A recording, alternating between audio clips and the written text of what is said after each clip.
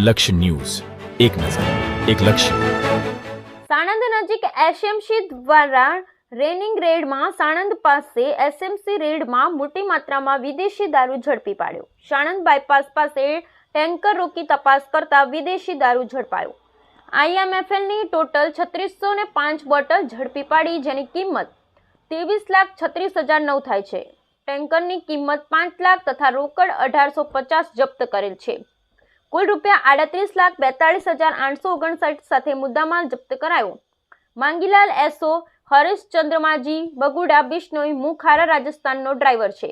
4 wanted આરોપીઓ, એક રમેશ બિશ્નોઈ જેઓ વિદેશી દારૂ ભરેલ ટેન્કરમાં મોકલેલ, પાટિયાલા પંજાબ તથા ટેન્કર માલિક છનારામ પવાર તમામ રાજસ્થાન દારૂનો જથ્થો મંગાવનાર કચ્છ ગાંધીધામના માણસ છે તેવું જાણવા મળ્યું છે.